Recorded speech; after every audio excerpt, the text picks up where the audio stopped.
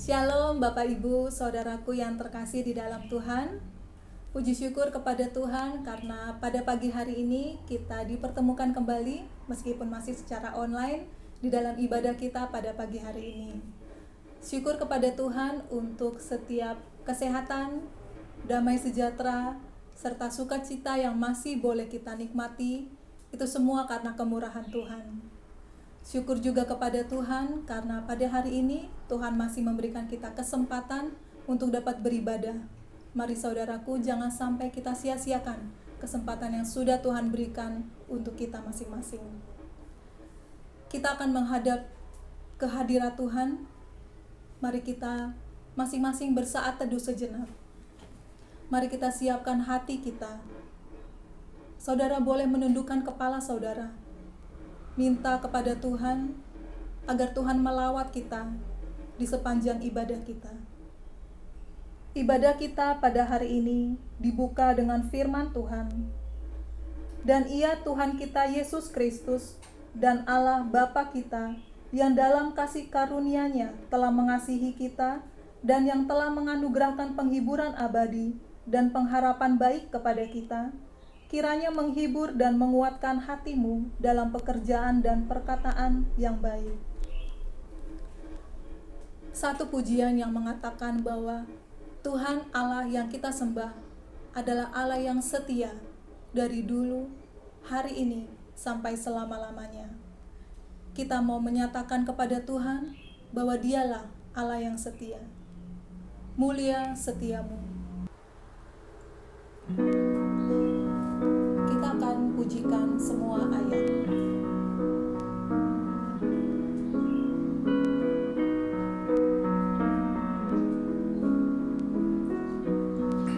Mulia setiamu.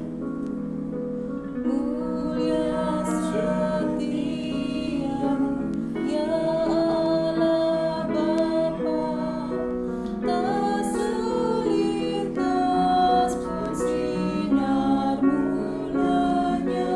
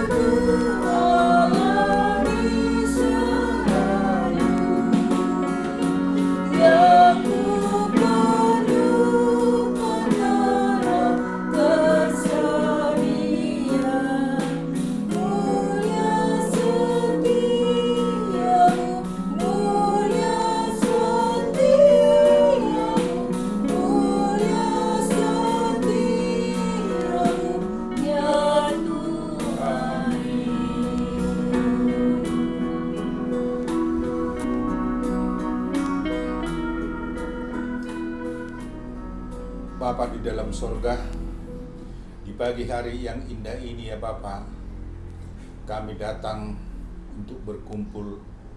Kalaupun kami berada di tempat kami masing-masing, karena memang situasi dan kondisi saat ini. Oleh karena itu ya Bapa, kami tidak mengurangi rasa keyakinan kami, rasa kepercayaan kami, rasa kebersamaan kami, umat-Mu, jemaat GBI Kunciran Geraha Raya. Oleh karena itu ya Bapa, kami serahkan ibadah kami ini dari awal, pertengahan, dan sampai selesainya nanti. Tuhan yang selalu menyertai kami. Terima kasih ya Bapa, di dalam nama Tuhan Yesus kami berdoa kepada Tuhan Yesus. Amin. Firman Tuhan adalah firman hidup yang sanggup memberikan kekuatan, penghiburan, pengajaran bagi setiap telinga yang mendengarkan. Kita akan menerima taburan firman Tuhan yang akan disampaikan oleh gembala sidang kita. Mari kita mau duduk diam agar kita tidak tertinggal akan firman Tuhan. Kita mau menerima apa yang menjadi kehendak Tuhan dalam hidup kita. Sebelumnya kita akan naikkan pujian, Pandanglah pada Yesus.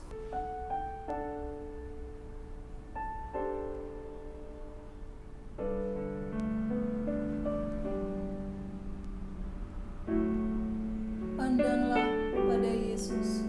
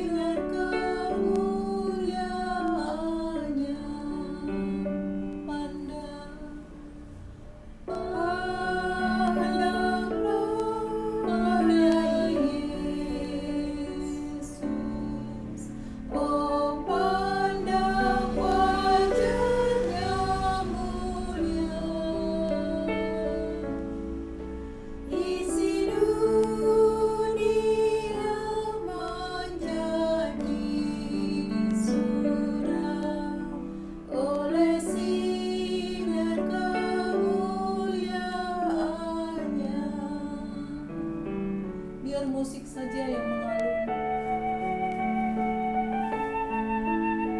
Ajar kami Tuhan dengan firman-Mu, sehingga di dalam hidup kami senantiasa memandang kepada Tuhan. Agar di dalam hidup kami senantiasa berfokus hanya kepada-Mu. Mari saudara, kita katakan kembali, pandanglah pada Yesus, pandang wajahnya yang mulia.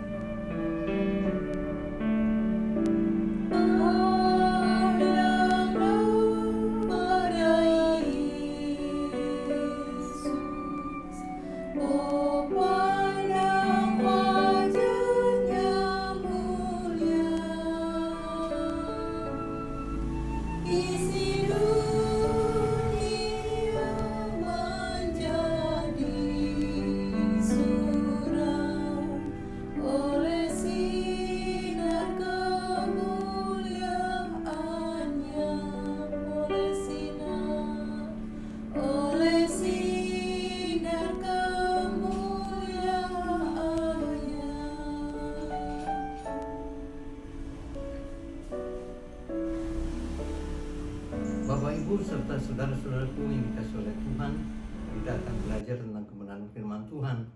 Itu sebabnya kita akan terus konsentrasi penuh kepada pemberitaan ini. Mari kita bersatu di dalam doa. Allah Bapa yang kami sembah dalam Tuhan Yesus Kristus, kami sungguh bersyukur kepadamu karena sampai di sini Tuhan sudah menolong dan memimpin kami. Kami rindu hidup kami senantiasa dipenuhi oleh kuasa Roh Kudus-Mu, sehingga kami dapat melakukan apa yang Tuhan perintahkan untuk kami lakukan. Terima kasih Bapa, nyatakanlah kuasa dan kebenaran-Mu melalui kebenaran firman Tuhan ini, supaya kami dapat memakai kebenaran firman Tuhan ini sebagai petunjuk di dalam kehidupan kami. Terima kasih Tuhan, berfirman-Lah, karena kami anak-anak-Mu siap mendengarkannya. Di dalam berkat nama-Mu kami mengucap syukur dan berdoa. Haleluya. Amin. Ya. Saudara-saudaraku yang dikasihi oleh Tuhan Yesus Kristus, tanpa terasa kita sudah sampai di minggu ketiga bulan Mei ini, tanggal 16 Mei 2021. Setelah kita melampaui satu hari raya yang sangat luar biasa sekali, yaitu kenaikan Tuhan Yesus ke surga. Nah, tema besar kita selama bulan Mei ini adalah dampak kenaikan Yesus ke surga.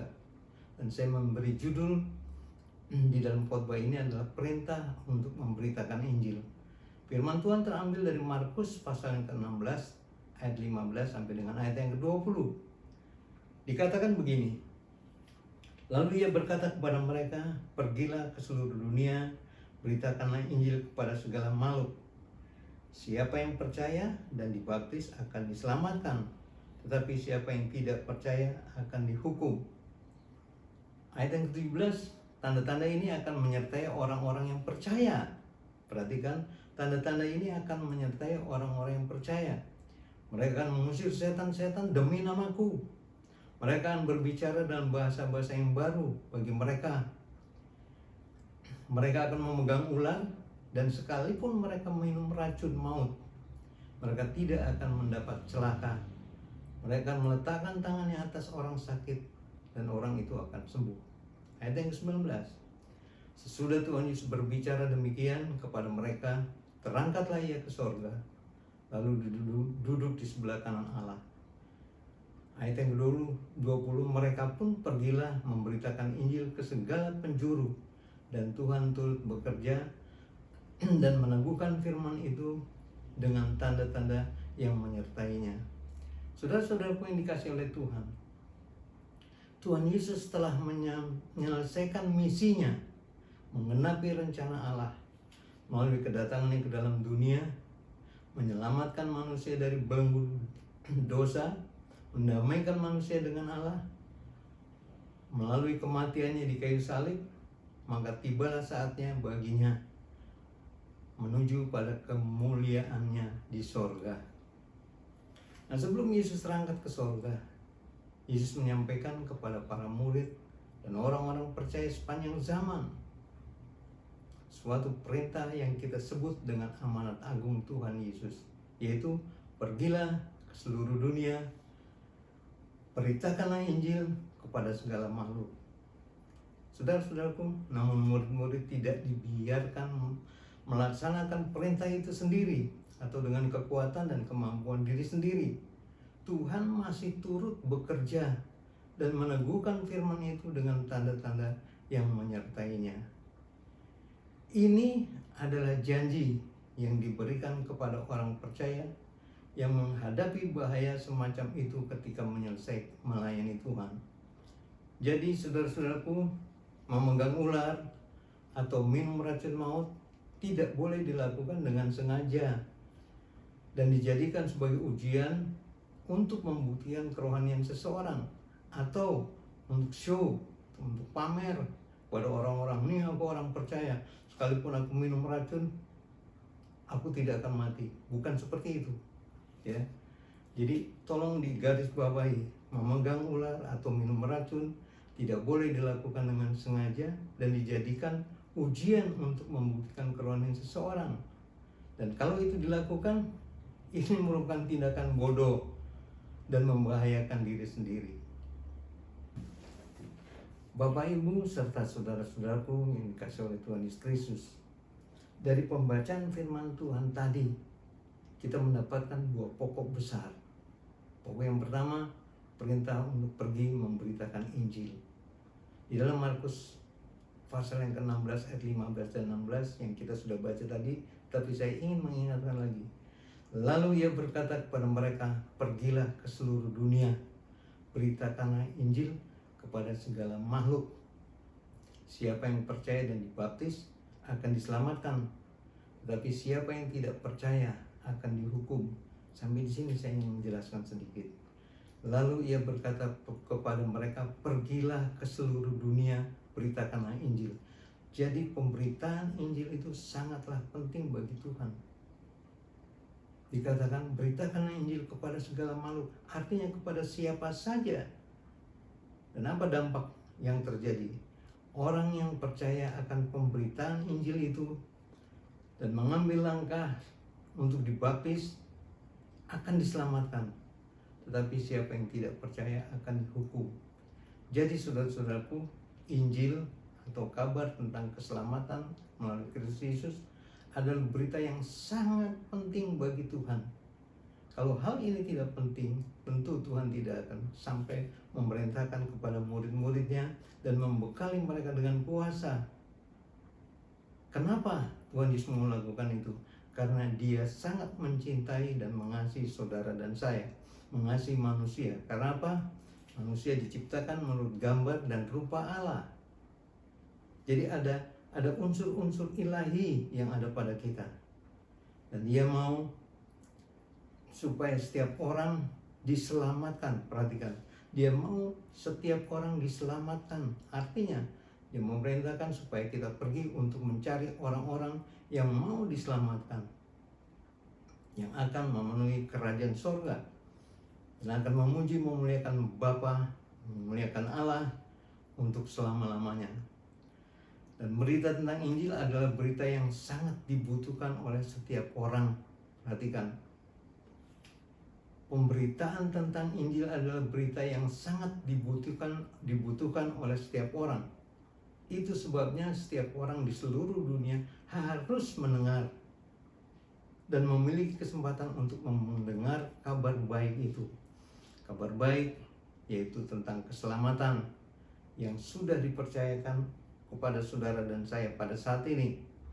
Kita bertanggung jawab untuk pergi menyampaikan berita tentang keselamatan itu. Nah, perintah untuk pergilah tidak hanya dipahami sebagai perintah untuk memberitakan Injil ke dunia, namun juga harus dihidupi, atau orang-orang yang percaya hidup menurut Injil, menurut keteladanan yang sudah diberikan oleh Tuhan Yesus kepada saudara dan saya. Yang intinya adalah kita sudah menerima keselamatan itu, Tuhan ingin kita menjadi sarana atau saluran bagi orang-orang yang sedang mencari keselamatan itu. Dan saudara dan saya, kita sudah menerima keselamatan itu. Nah, yang menjadi pertanyaan, bagaimana orang bisa percaya dengan berita Injil yang kita beritakan kalau mereka tidak melihat dampak dari perubahan hidup orang-orang yang sudah menerima Injil dan yang memberitakan Injil pada saat ini di dalam hidup kita. Perhatikan, kedatangan Tuhan Yesus ke dunia ini merupakan bukti bahwa Allah menyatakan dirinya menjadi manusia untuk menyelamatkan manusia itu sendiri. Ini merupakan bukti bahwa janji keselamatannya yang telah disuarakan, yang sudah diberitakan oleh para nabi, bukanlah omong kosong. Karena kasihnya yang begitu besar kepada dunia ini, Allah memerintahkan anaknya yang tunggal, Yesus Kristus, untuk mati di kayu salib, menebus saudara dan saya dari ikatan kuasa dosa. Sehingga perintah Tuhan Yesus untuk pergi memberitakan Injil tidak hanya sebatas pada sekedar pewartaan yang diucapkan, namun hanya dengan melihat diri kita, orang lain sudah mendapatkan berita tentang Injil Kristus. Karena apa? Mereka melihat ada perubahan hidup dari orang-orang yang memberitakan Injil.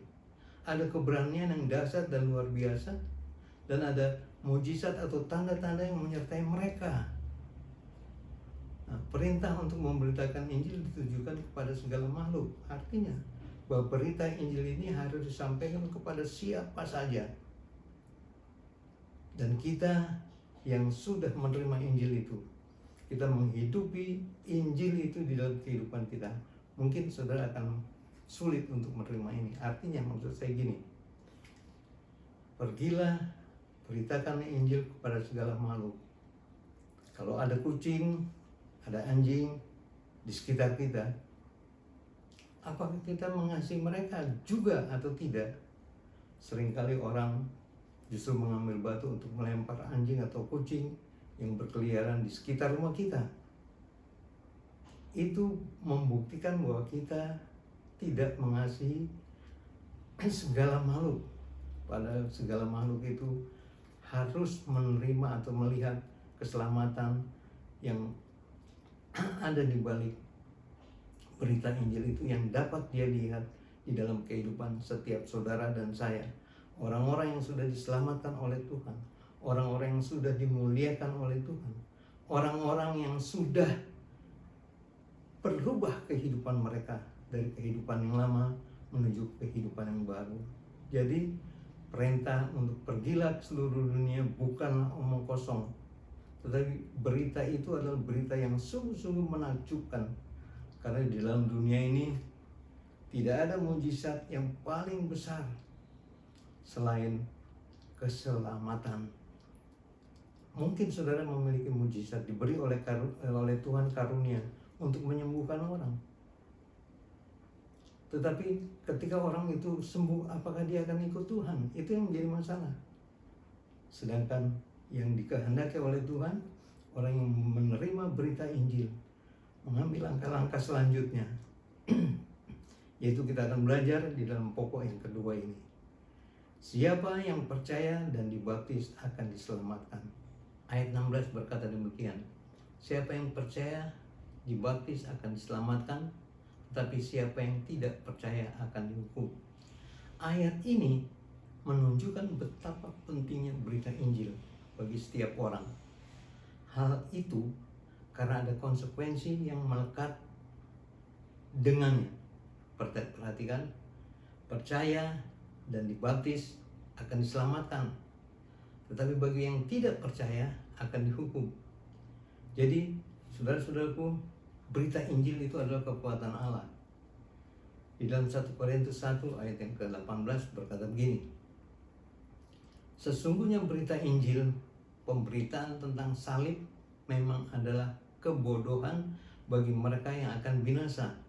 Tetapi bagi kita yang diselamatkan, pemberitaan itu adalah kekuatan Allah. Perhatikan saudara-saudaraku, pemberitaan tentang salib memang adalah kebodohan bagi mereka yang akan binasa. Itu sebabnya Tuhan Yesus berkata bahwa setelah aku akan muncul nabi-nabi palsu dan pengajar-pengajar palsu. Ini membuktikan apa? Mereka tidak percaya pada berita kesukaan, berita Injil yang di dalamnya ada keselamatan bagi setiap orang yang percaya. Tapi bagi yang tidak percaya, ini merupakan kebodohan. Mereka mengolok-olok Tuhan Yesus. Kalau dia memang adalah Allah, kenapa dia Allah disalib? Bukankah dia bisa mengatakan kepada orang-orang yang melakukan penyaliban itu, kamu semua mati, dan mereka mati? Itu bisa saja dilakukan oleh Tuhan. Tapi bukan itu yang dikehendaki oleh Bapa. Yesus siap mati di kayu salib untuk menebus saudara dan saya. Kalau kita kembali kepada perjanjian lama, mereka setiap tahun membawa korban sembelihan di mana darahnya yang tercurah akan membuktikan bahwa mereka adalah orang-orang yang dikehendaki, diridhoi oleh Allah. Tetapi binatang yang harus dipersembahkan itu, yang akan disembelih itu, haruslah binatang-binatang yang tidak bercacat dan yang tidak bercela. Nah, Yesus disebut anak domba Allah karena dia menggantikan fungsi binatang korban.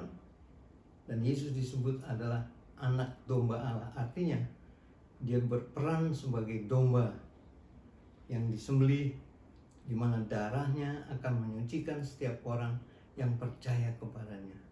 Itulah sebabnya pemberitaan tentang salib adalah hal yang sangat penting bagi Allah. Keselamatan tersedia di dalam Tuhan Yesus. Di luar Tuhan, keselamatan tidak ada. Tuhan Yesus telah mengatakan tentang dirinya, akulah jalan dan kebenaran dan hidup. Yohanes 14 ayat 6.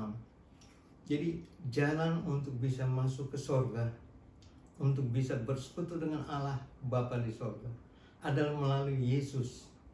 Itu sebabnya dikatakan, akulah jalan. Perhatikan, tidak ada jalan yang lain.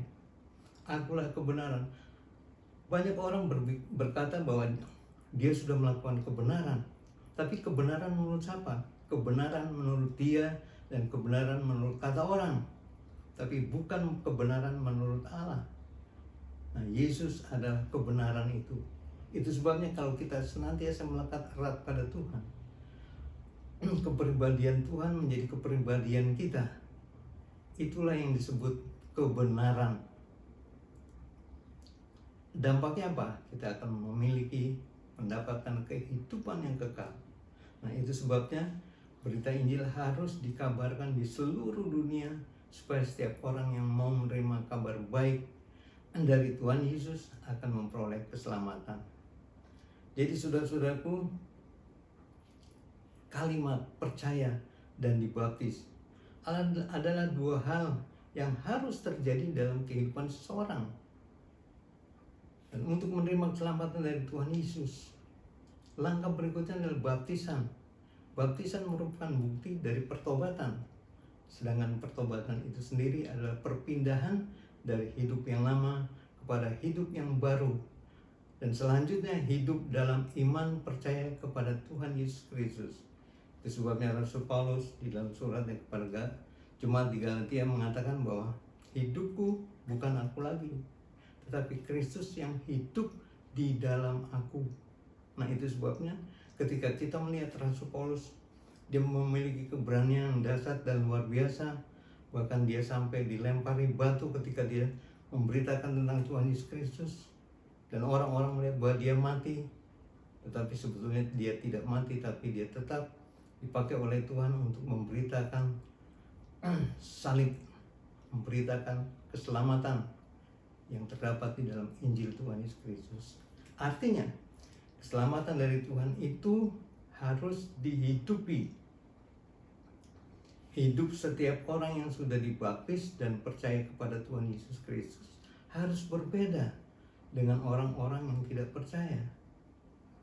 Sangatlah aneh apabila ada orang yang mengatakan dan mengaku bahwa saya sudah menerima Kristus, saya sudah bertobat, dan saya sudah dibaptis.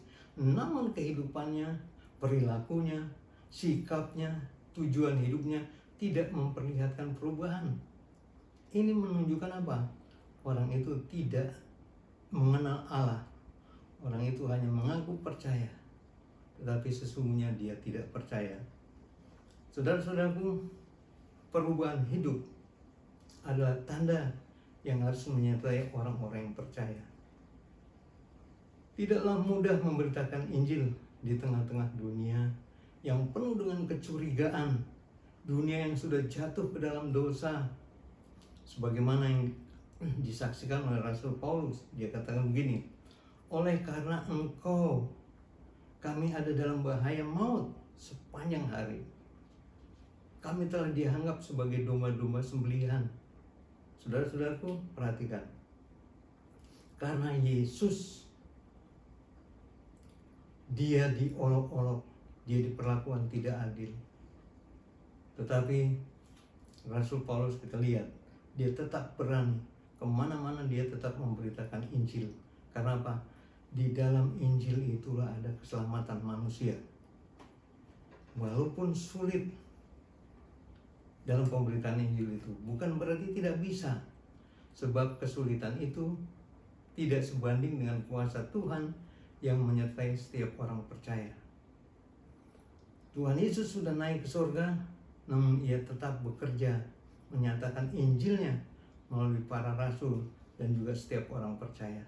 Itu sebabnya orang tidak gampang untuk menerima Injil, karena yang membawa berita Injil itu, yang membawa keselamatan, berita tentang keselamatan itu, hidupnya tidak berubah. Dia masih kasar, masih tidak ada kasih di dalam kehidupannya. Bagaimana dia benar-benar mengatakan bahwa saya sudah bertobat dan saya sudah dibaptiskan? Itu hal yang tidak benar. Karena setiap orang yang percaya pasti ada perubahan hidupnya. karena Roh Allah yang tinggal di dalam dirinya akan terus mengajar mereka, menguatkan mereka, menolong mereka, sampai pada akhirnya mereka tahu persis bahwa dirinya dipakai oleh Tuhan. Karena apa? Tuhan yang memanggil dan mengutus murid-muridnya dan setiap orang percaya untuk bekerja memberitakan Injil. Tuhan jugalah yang memberi kekuatan dan keteguhan hati kepada saudara dan saya. Kita dijadikan saluran berkat dan alat untuk menyatakan firman dan kehendaknya dalam kehidupan ini. Nah, oleh karena itu, kita tidak bisa bermegah atas firman maupun berita Injil yang kita beritakan. Sebab itu semua adalah pekerjaan Roh Tuhan. Saudara-saudaraku, sekali lagi, kita tidak bisa bermegah apabila ada orang yang percaya kepada Tuhan Yesus dan akhirnya menjadi orang percaya dan dibaptiskan. Dia menjadi bagian dari keluarga Allah di dalam gereja lokal. Kita tidak bisa bermegah bahwa itu adalah orang yang saya beritakan Injil dan dia bertobat. Saudara-saudara ingat, kita hanya memberitakan, hasilnya ada pada Tuhan. Jadi apa yang harus kita lakukan? Jangan berkecil hati jika kita dihina, direndahkan karena melakukan kebenaran firman. Yang kedua, jangan takut untuk melakukan kebenaran Tuhan, sebab Tuhan menyertai kita. Tuhan turut bekerja bersama kita untuk meneguhkan firman-Nya di dunia ini. Sampai di sini saya ingin memberitahu kepada saudara-saudara bahwa saudara dikasihi oleh Tuhan. Itu sebabnya saudara diperintah oleh Tuhan untuk menjadi kawan sekerjanya, memberitakan Injil keselamatan, dan setiap orang yang percaya dibaptis akan diselamatkan. Tetapi bagi orang-orang yang tidak percaya, berita tentang Injil atau salib Tuhan adalah suatu kebodohan. Jangan takut untuk melakukan kebenaran Tuhan, sebab Tuhan menyertai kita. Pergilah, beritakanlah Injil ke seluruh dunia, dan aku akan menyertai kamu sampai pada kesudahannya, sampai pada akhir zaman. Jadi saudara-saudaraku, nikmatilah hidup bersama-sama dengan Tuhan, karena saudara akan melihat betapa panjangnya, betapa lebarnya, betapa dalamnya, betapa tingginya kasih Tuhan kepada saudara dan saya. Itu sebabnya Dia ingin di mana Dia berada, saudara dan saya, orang-orang kudus lainnya, bersama-sama dengan Dia. Itulah yang dikehendaki oleh Tuhan. Jadi, siapakah kita? Kita adalah keluarganya Allah. Kita adalah sahabatnya Allah yang kita kenal dalam Tuhan Yesus Kristus. Amin. Haleluya. Amin. Saudara-saudaraku yang terkasih, kebenaran firman Tuhan sudah selesai diberitakan. Namun biarlah kuasa kebenaran firman itu akan terus bertumbuh berakar dalam kehidupan kita. Mari kita berdoa. Terima kasih Tuhan untuk kebenaran firman-Mu. Terima kasih untuk segala sesuatu yang Tuhan sudah lakukan buat kami, orang-orang yang berdosa ini. Sesuatu yang Tuhan sudah berikan kepada kami adalah diri-Mu sendiri ya Tuhan. Engkau mati di kayu salib untuk menebus kami, orang-orang yang berdosa. Itu sebabnya ya Tuhan, firman-Mu sudah selesai diberitakan. Namun biarlah kuasa kebenaran firman-Mu akan terus bertumbuh berakar dalam kehidupan kami, sampai pada akhirnya kami menjadi seperti yang Tuhan kehendaki. Inilah doa kami Tuhan. Di dalam berkat nama-Mu kami mengucap syukur dan berdoa. Haleluya. Amin. Syukur kepada Tuhan atas firman Tuhan yang sudah sama-sama kita dengarkan dari gembala sidang kita. Mari saudara-saudara, kita sama-sama berusaha untuk menjadi para pelaku firman Tuhan.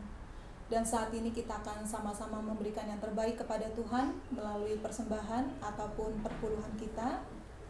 Sebelum kita memberi, firman Tuhan berkata, "Janganlah kita jemu-jemu berbuat baik, karena apabila sudah datang waktunya, kita akan menuai jika kita tidak menjadi lemah. Karena itu, selama masih ada kesempatan bagi kita, marilah kita berbuat baik kepada semua orang, tetapi terutama kepada kawan-kawan kita seiman. Mari kita berdoa. Benar ya Tuhan, kalau kami menanam, kami berharap akan menuai. Begitu juga firman-Mu. Kiranya firman-Mu itu menguatkan kami. Karena firman-Mu itu membangunkan kami. Pada saat ini ya Bapa, di pertengahan ibadah yang kami lakukan, kami datang kembali ke hadirat-Mu untuk memberikan yang terbaik, berkat yang telah Tuhan curahkan kepada kami. Kami juga berdoa ya Bapa, kepada saudara-saudara kami yang telah akan memberikan dan yang belum sempat memberikan. Tuhan berkati secara khusus, supaya di hari-hari yang akan mendatang kami akan lebih setia untuk memberikan yang terbaik untuk pelayanan-Mu di Gereja Baptis Indonesia Kunciran Geraha Raya. Biarlah berkat-berkat itu boleh menjadi dupa yang harum di hadirat-Mu ya Bapa. Terima kasih, dan khusus untuk yang mengelola keuangan daripada gereja, berkati secara khusus ya Bapa. Begitu juga pelayan-pelayan yang lain. Terima kasih ya Bapa.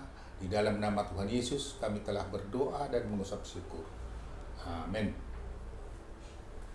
Saudaraku, sebagai warta dan informasi pada minggu ini, ibadah kita masih tetap kita laksanakan secara online demi kebaikan kita bersama. Dan bagi saudaraku yang ingin melakukan transfer untuk persembahan ataupun perpuluhan, bisa ditransfer ke rekening BRI Gereja seperti yang tercantum di layar. Dan bagi saudara yang ingin menitipkan persembahan ataupun perpuluhan, bisa dititipkan ke Ibu Bambang di Pastori. Saudaraku, jangan lupa lakukan protokol kesehatan 3M sampai 5M. Saat ini kita akan sama-sama berdoa syafaat. Kita mau sama-sama berseru kepada Tuhan, menyerukan apa yang menjadi pergumulan kita bersama ataupun pergumulan kita pribadi. Satu pujian yang mengatakan agar kita tidak perlu takut, kita tidak perlu cemas, kita tidak perlu susah, karena Allah menjaga kita, karena Allah yang memelihara kita, karena Allah yang kita sembah adalah Allah yang maha kuasa. Dia sanggup melakukan segala sesuatu. Mari kita pujikan El Shaddai, El Shaddai.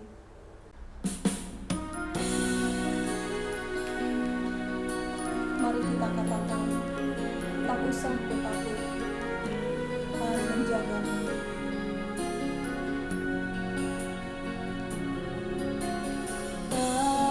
Tak usah ku takut, Allah menjagaku. Tak usah ku bimbang, tak usah ku bimbang. Yesus pelihara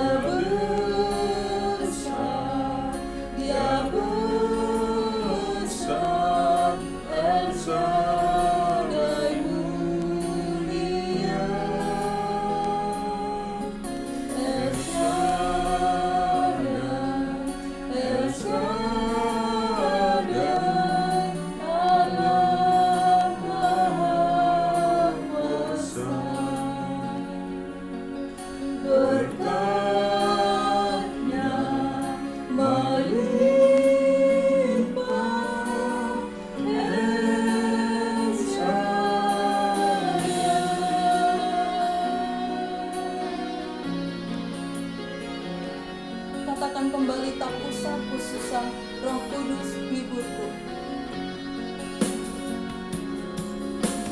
Tak usah ku susah,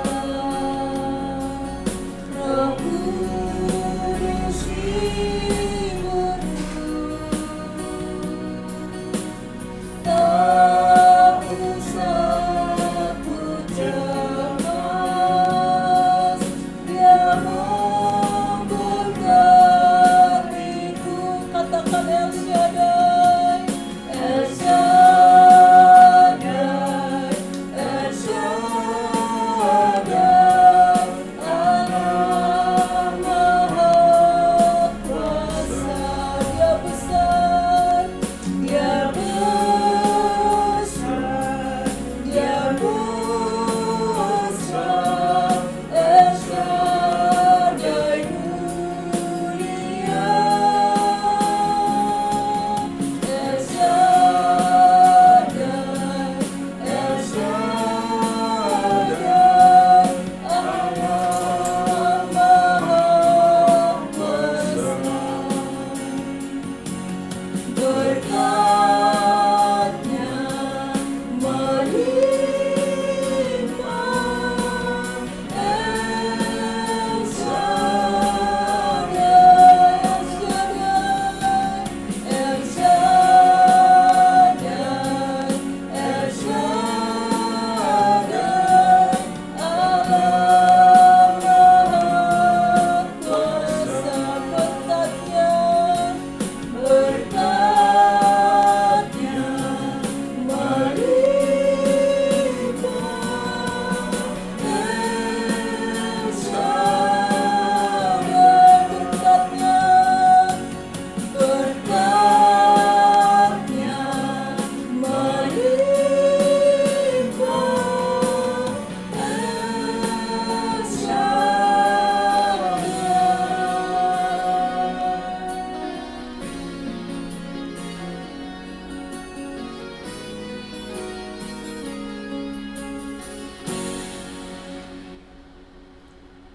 Bapak Ibu yang kekasih di dalam nama Tuhan kita Yesus, mari kita berdoa.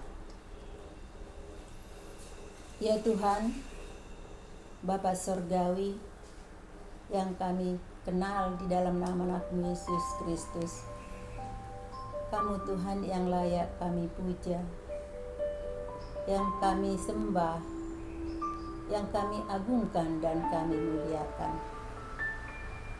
Maka kami datang ke hadapan-Mu mengucap syukur dan terima kasih Tuhan atas segala pimpinan dan penyertaan-Mu di dalam hidup kami. Khusus buat gereja-Mu, Gereja Baptis Indonesia Kunciran, kami boleh beribadah pada saat ini. Kami memuji-muji-Mu dan telah mendengarkan firman-Mu. Terima kasih Tuhan. Itu semua karena kasih-Mu kepada kami, sehingga kami boleh beribadah, biarpun ada di rumah kami masing-masing. Tuhan, kami berdoa buat saudara-saudara kami yang lemah rohani dan juga lemah jasmani. Biarlah Tuhan menguatkan, memberikan kekuatan dan kesabaran, sehingga mereka dikuatkan dengan iman-Mu, boleh pulih kembali. Kami juga berdoa ya Bapa, buat anak-anak kami yang akan libur dari sekolah, dari tingkat TK, SD, SLTA, sampai ke perguruan tinggi.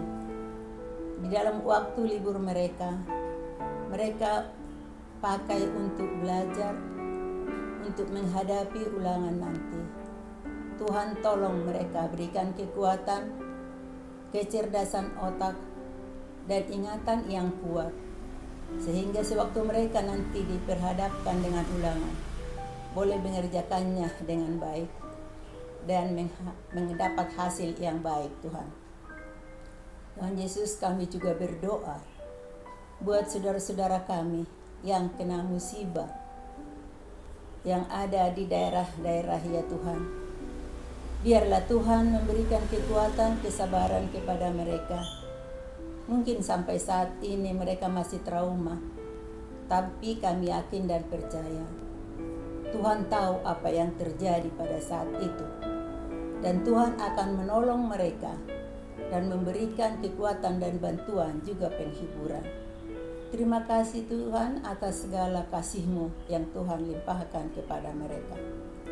Tuhan, kami juga berdoa ya Bapa, buat orang-orang yang kena pandemi pada saat ini. Biarlah Tuhan juga yang memberikan kesehatan dan memulihkan mereka, sehingga boleh kembali untuk bersama memuji-muji Tuhan, karena mereka sudah merasakan kasih Tuhan di dalam kehidupannya. Untuk itu Tuhan, kami berdoa ya Tuhan, buat rumah sakit ataupun para dokter dan perawat yang merawatnya, karena Tuhan juga memberkati mereka. Khusus buat gereja, yayasan-yayasan baptis dan rumah sakit baptis, kami serahkan Tuhan ke dalam tangan pengasihan-Mu. Biar Tuhan yang memberkatinya. Dan juga ya Tuhan, STT baptis, biarlah Tuhan juga memberkati yang ada di Medan, Jakarta, dan Semarang. Biarlah mereka dapat belajar dengan baik. Sesudah kelak mereka menyelesaikan pendidikannya, dapat melayani pekerjaan Tuhan dengan sepenuh waktu. Menjadi banyak jiwa-jiwa yang diselamatkan. Terima kasih Yesus, terima kasih. Jika ada lagi orang-orang yang mau melayani Tuhan dan mau dididik di STT yang ada di Indonesia ini. Terima kasih Tuhan. Kami juga berdoa ya Bapa, buat pemerintah kami, dari pemerintahan Presiden Jokowi sampai ke jajaran menteri-menterinya, terus ke tingkat yang paling bawah, RW atau RT. Biarlah Tuhan berikan hikmat akal budi, sehingga mereka dapat memimpin dengan baik, adil, dan apapun yang diputuskan itu sesuai dengan rencana dan kehendak-Mu Tuhan, untuk menjadikan bangsa dan negara kami ini adil dan makmur. Kami boleh hidup berdampingan. Terima kasih Yesus, terima kasih Bapa. Kami serahkan seluruh kehidupan kami ke dalam tangan pengasihan-Mu. Biar Tuhan yang selalu memimpin kami. Apapun yang kami lakukan Tuhan, biarlah itu seturut dengan kehendak-Mu. Untuk itu Tuhan, kami tidak dapat berbuat apa-apa, karena kami adalah orang yang lemah. Kami mohon pimpinan Roh Kudus untuk memimpin kami, sehingga apapun yang terjadi di dalam kehidupan ini, kami tidak takut, karena Tuhan Yesus yang menjaga kami, beserta Roh Kudus selalu melindungi kami. Dengarlah doa ini Bapa, yang hanya kami alaskan di dalam nama anak Yesus Kristus, Juru Selamat penebus dosa kami. Terpujilah Engkau kekal selama-lamanya. Amin. Saudara-saudaraku, terimalah berkat Tuhan, kasih karunia dari Allah Bapa, dan damai sejahtera dari Tuhan Yesus Kristus, kuat kuasa pimpinan dan penyertaan Roh Kudus, penghiburan, pertolongan dari Roh Kudus akan menyertai kehidupan saudara sekalian dari saat ini sampai Tuhan Yesus datang untuk yang kedua kali. Haleluya. Amin. Sebab Kau besar, perbuatan-Mu ajaib, tiada seperti Engkau, tiada seperti Engkau. Sebab Kau besar, perbuatan-Mu ajaib, tiada seperti Engkau, tiada seperti Engkau. Sebab Kau besar, perbuatan-Mu ajaib, tiada seperti Engkau,